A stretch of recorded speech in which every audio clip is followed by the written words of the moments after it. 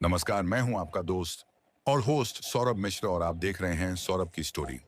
दोस्तों, आज की स्टोरी शुरू करने से पहले आप सभी से एक छोटी सी रिक्वेस्ट है कि अगर अभी तक आपने हमारे चैनल को सब्सक्राइब नहीं किया है, तो चैनल को सब्सक्राइब कर लीजिए और वीडियो को लाइक कर शेयर करें। आज की सच्ची घटना उत्तर प्रदेश के झांसी शहर से है। झांसी में संदीप बुधालिया नाम का एक लड़का रहता था।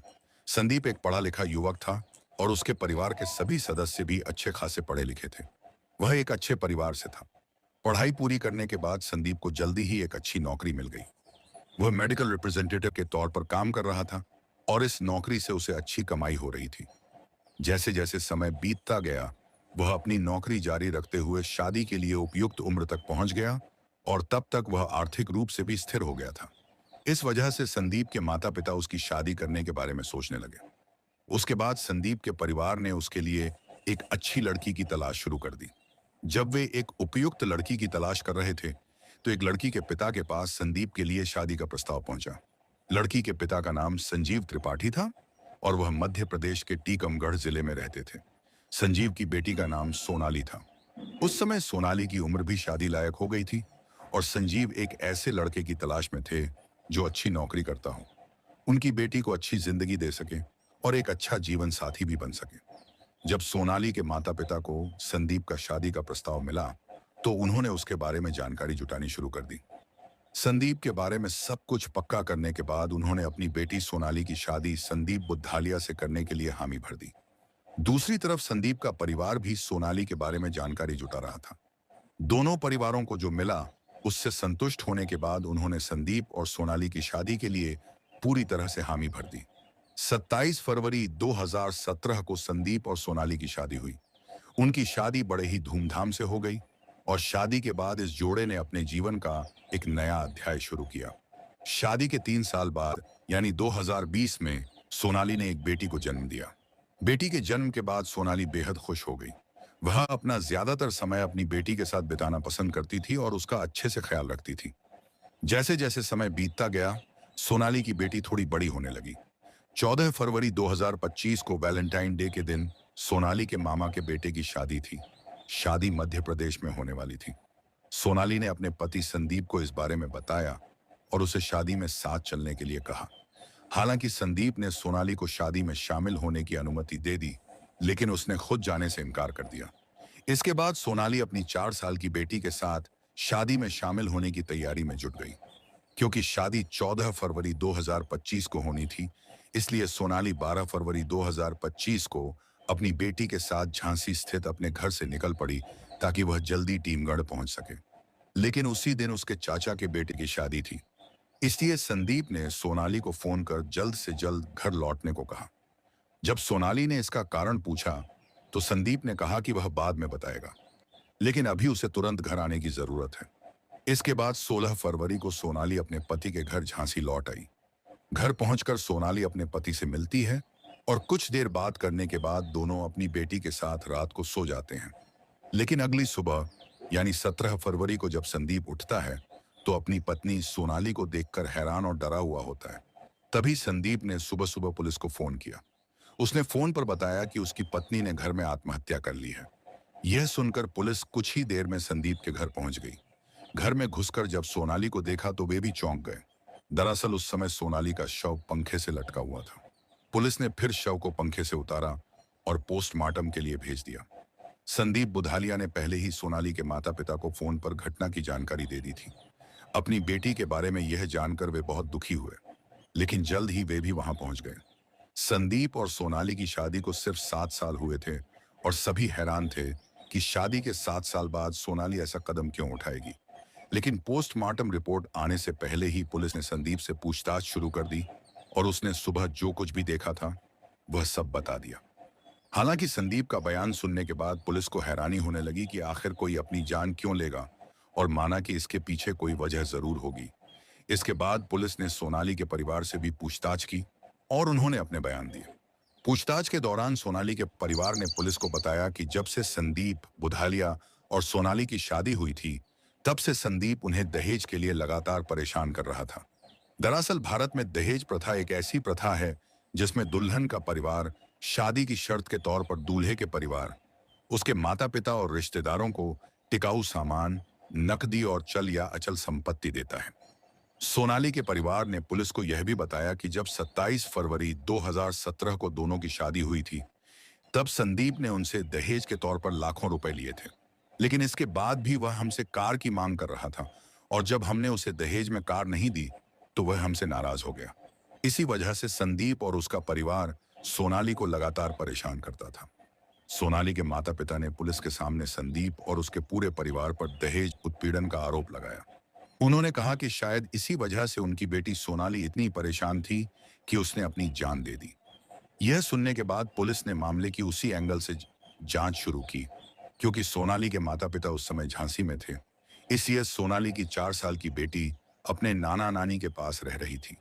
उनके साथ रहते हुए सोनाली की बेटी ने उन्हें कुछ बताने की कोशिश की और अचानक वह उनके सामने बोलने लगी। उसके व्यवहार से सोनाली के माता-पिता हैरान हो गए। लेकिन फिर सोनाली की बेटी ने अपनी नोटबुक उठाई और एक पन्ने पर चित्र बनाना शुरू कर दिया। उस कागज पर सोनाली की बेटी ने एक लड़की बनाई और लड़की के साथ-साथ उसने 2 हाथ भी बनाए। उसके दादा-दादी उसे पेंटिंग बनाते हुए देख रहे थे। उन्हें लगा कि वह सिर्फ 4 साल की बच्ची है जो अपना मनोरंजन कर रही है। लेकिन जब सोनाली के माता-पिता ने पेंटिंग देखी, तो वे काफी हैरान रह गए। उस ड्राइंग में लड़की के 2 हाथों के अलावा एक तीसरा हाथ भी था, जो लड़की की गर्दन की ओर बढ़ा हुआ था। तभी सोनाली के माता-पिता ने उसकी बेटी से पेंटिंग के बारे में पूछा। सोनाली की बेटी ने बताया कि पेंटिंग में दिख रही लड़की उसकी मां है और तस्वीर में दिख रहे दोनों हाथ भी उसकी मां के ही हैं। लेकिन फिर जब सोनाली की बेटी के नाना ने पेंटिंग में दिख रहे तीसरे हाथ के बारे में पूछा, जो उसकी मां यानी सोनाली की गर्दन की ओर बढ़ रहा था, तो सोनाली की बेटी ने बताया कि तीसरा हाथ उसके पिता संदीप का है। फिर उसके दादा दादी ने पूछा कि उसने पेंटिंग में अपने पिता का हाथ अपनी मां की गर्दन की ओर क्यों दिखाया। तभी सोनाली की बेटी अपने दादा दादी को तस्वीर के पीछे की कहानी बताने लगी। उसने बताया कि उसके पिता ने पहले उसकी मां को धक्का देकर गिरा दिया और फिर उसे बुरी तरह पीटा। इसके बाद उसने उसकी मां की गर्दन को कसकर पकड़ लिया और जब उसकी मां की आंखें बंद हो गईं तो उसने उसके गले में कुछ डाला और उसे फांसी पर लटका दिया। यह सब सुनकर सोनाली के माता पिता पूरी तरह हैरान रह गए। पेंटिंग के पीछे की कहानी जानकर उन्हें बहुत दुख होता है, क्योंकि अब उन्हें पता चलता है कि उनकी बेटी सोनाली को उसके पति संदीप ने ही मारा है। सोनाली की बेटी भी उन्हें बताती है कि उसकी मां को पीटने के बाद उसके पिता अपने दोस्तों के साथ चले गए और सोने से पहले उसने यह सब अपनी आंखों से देखा था। बच्ची से सारी बातें सुनने के बाद सोनाली के माता पिता जल्दी से पुलिस के पास जाते हैं। वे पुलिस को बताते हैं कि उनकी बेटी ने खुदकुशी नहीं की, उसकी हत्या की गई है और हत्या की चश्मदीद कोई और नहीं बल्कि उनकी अपनी 4 साल की नातिन है। सोनाली के माता पिता की बातें सुनकर पुलिस भी दंग रह जाती है और तुरंत उनके साथ सोनाली की बेटी से पूछताछ करने जाती है। जब वे पहुंचते हैं तो अधिकारी लड़की से धीरे से कहते हैं, हम तुम्हारे चाचा हैं। हमें नहीं पता कि उसके साथ ये सब क्यों हो रहा है या उसके पिता ने उसकी मां के साथ ऐसा क्यों किया। इसीलिए उसने बड़ी ही मासूमियत से अपने दादा दादी और पुलिस को अपनी आंखों से देखी सारी बातें बता दी। जब पुलिस ने बच्ची का बयान सुना और पेंटिंग देखी तो उन्हें सब कुछ साफ हो गया। यह सुनने के बाद पुलिस ने संदीप को हिरासत में ले लिया। इसके तुरंत बाद सोनाली का अंतिम संस्कार होना था। संदीप, बुधालिया का भाई और संदीप को जानने वाले कुछ अन्य लोग भी सोनाली के अंतिम संस्कार में शामिल होने आए थे। लेकिन सोनाली के माता पिता ने उनमें से किसी को भी इसमें शामिल होने से मना कर दिया। उन्होंने ऐसा इसलिए किया क्योंकि वे संदीप और उसके परिवार से नाराज थे। फिर सोनाली के माता पिता ने परिवार के भीतर चर्चा शुरू की कि उनकी बेटी सोनाली की चिता को कौन अग्नि देगा। आखिरकार उन्होंने तय किया कि उनकी 4 साल की बेटी ही चिता को अग्नि देगी। भारतीय हिंदू परंपरा में अंतिम संस्कार आम तौर पर परिवार के पुरुष सदस्य द्वारा किया जाता है।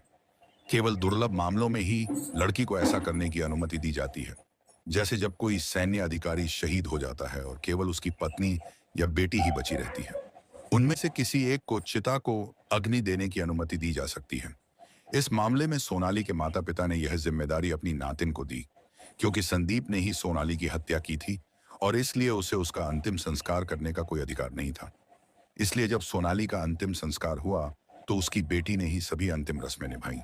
हालांकि सोनाली की बेटी के लिए वह समय बेहद दर्दनाक था, क्योंकि वह इतनी छोटी थी कि उसे समझ में नहीं आ रहा था कि वह यह सब रस्में क्यों कर रही है।